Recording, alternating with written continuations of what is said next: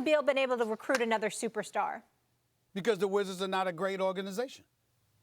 Plain and simple.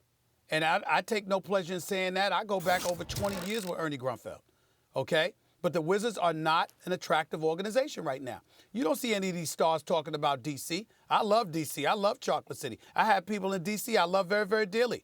Their team stinks. They're a below-average team.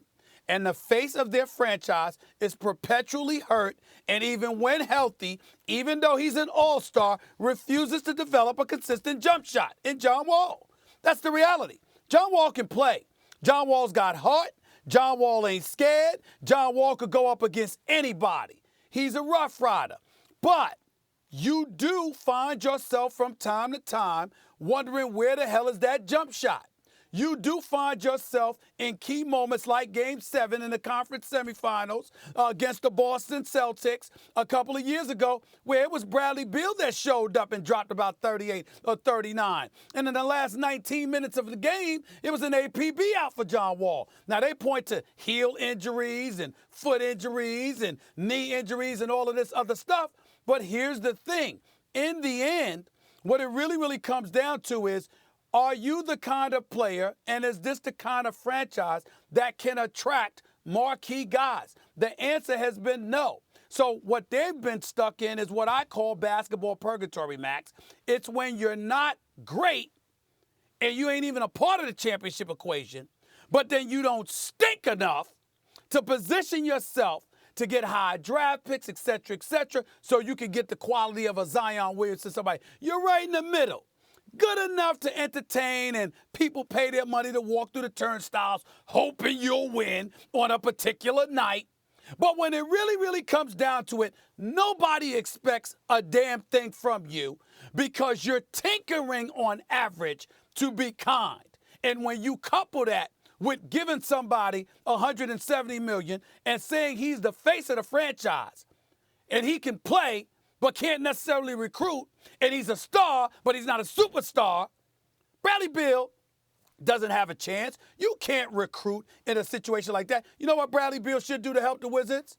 Ask to be traded so they could use him to acquire the necessary assets so they could get other parts around John Wall, because him and John Wall together does not work in terms of championship. They'll be good enough to get to the postseason. Ain't a damn thing else they're going to do. Let me make it really simple. There are two reasons that Bradley Beal can't recruit. One, John Wall's contract makes it impossible for that team to ever be a serious title contender. And two, Bradley Beal isn't good enough.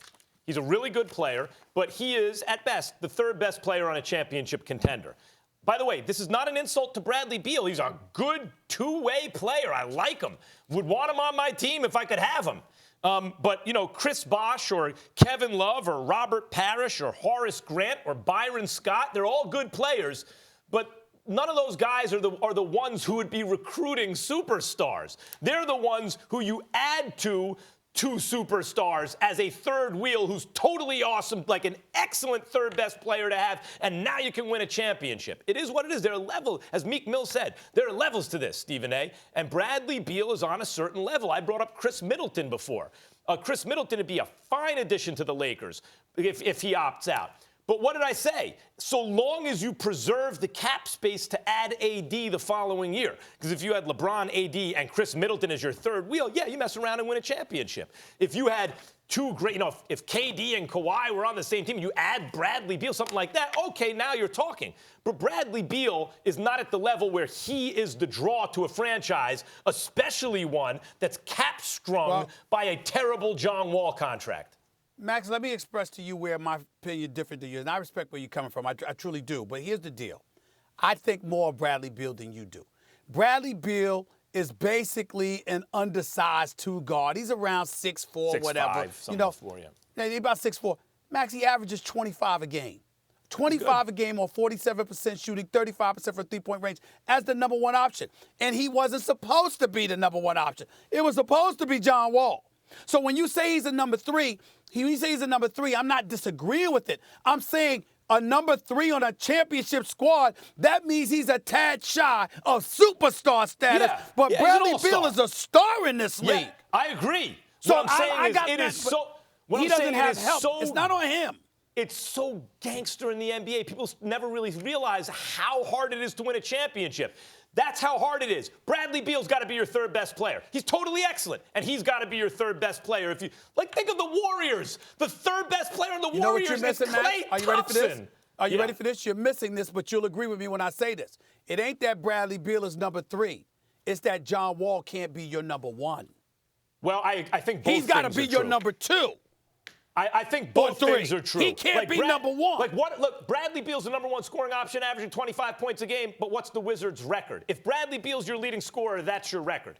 John Wall can play. He's no scrub. He's a star, but he's not a superstar. Bradley Beal is not a superstar, but closer to one than John Wall is. At this and they've point, invested in both of them, but together they don't equal a championship. Right. And people know that it ain't coming to D.C. for that. Got it.